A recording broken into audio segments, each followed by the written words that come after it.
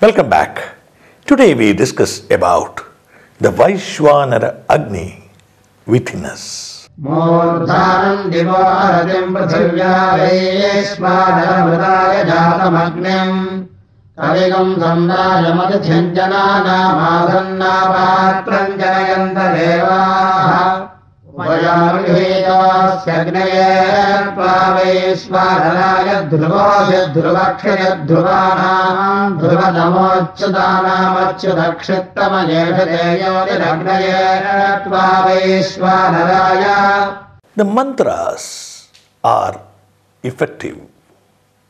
They are effective as sound waves. That's the reason from the Vedic times Indian rishis have been using the mantra power to control the senses and even the atmosphere. Mantras are so potent that they can even influence the mind of others. And reciting the mantras is the best way to control your senses and lead a good life. In this Anuvaga, we seek the Lord's blessings so that we are able to use the power of the mantras. And it also talks about truth. Truth is a very important aspect of the Vedas. It says that to be effective, to be successful in our life, we have to be always truthful. And for that, we need a powerful Agni. This verse, in fact, tells us that all men and all living beings are born equal with the Vaishvanara Agni within us. This Vaishvanara Agni, when it glows, it can accomplish anything in this life. That is why we have learned the rishis of India had the power to see the future, and they were known as Trigala Jnanis. Jnana is knowledge. Trikala, threefold, in three dimensions. And that power comes through reciting the mantras. So mantras are not just songs or just literature. The next time you happen to take up a mantra book, you've seen that notations are there like music on the top of various words, and listen to the reciting. It's not easy. You have to learn it from a guru. This prayer then concludes by seeking the blessings of the God for having a glowing Vaishvanara Agni. Look at the faces of the rishis. They'll be always glowing. You look into their eyes, you can see fire. That is what the Vedas says. Glow like the fire. And for that, have a glowing Vaishvanara Agni inside. And for that, recite Veda mantras, or at least listen to them. In the next Anuvaga, we seek the blessings of the Lord so that we are active throughout the year, not for specific periods in life. Welcome back. Today's Anuvaga talks about time measurement during the Vedic.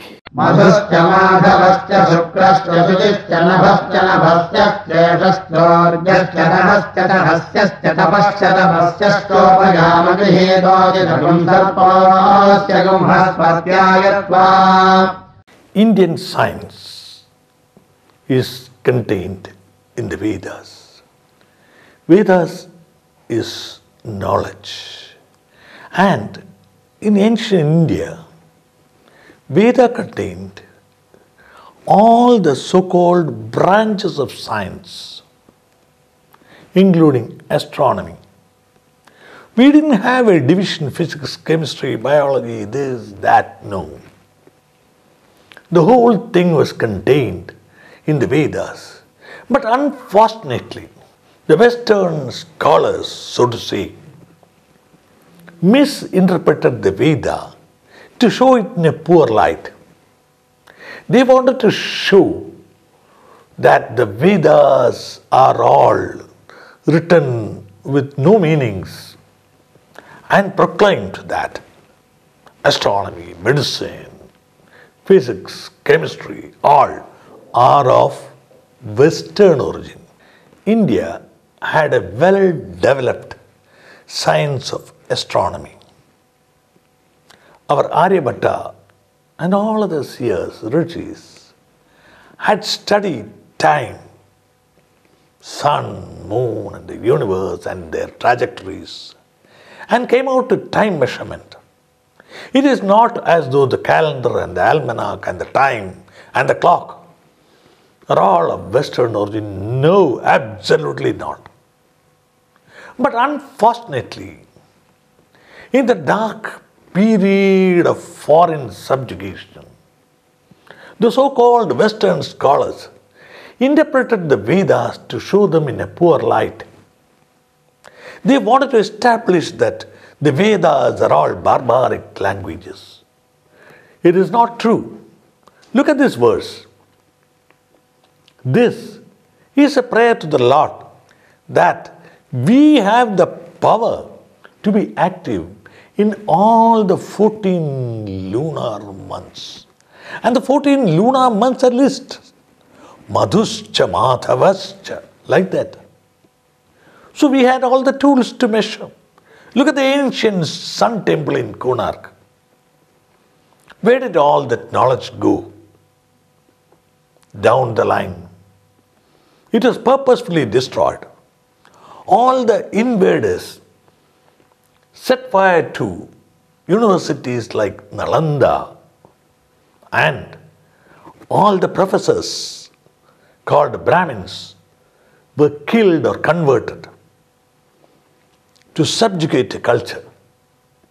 These are the reasons why India lost its Vedic knowledge. Now it's a going back to the roots. That's how we see even a program like this, wherein the Vedas are deciphered. So the purpose is to tell each one of us that you are the successors to a very great heritage. So be proud, stand up, learn Sanskrit, learn the Vedas, and fortunately for us, the government of India has now set up a separate department for studying these Vedic sciences, and a team has been formed to decipher the Vedas, to understand what is in it. You will see that as we go further, the various basic elements, chemistry as we know it now, physics as we know it now, biology as we know it now, all that are described in the Vedas and even Vimana Shastra. And ultimately the Vedas says, be truthful. Do things that benefit everyone. And get the ultimate bliss of Soma. And here again, the ulterior motive of the Western translators. They described, when they found the Vedas are seeking Soma, they thought, just like them, Soma is something like alcohol or drugs, which they are after. Unfortunately, they could hold the ground for a long time. But now the times have changed. So we are trying to understand the basic Vedas, which in this verse talks about time measurement and astronomy. In the next Anuvaka, we again pray to the Lord for an active life, and for that, to get a glowing internal Agni. So stay tuned and kindly subscribe to this channel. Thank you.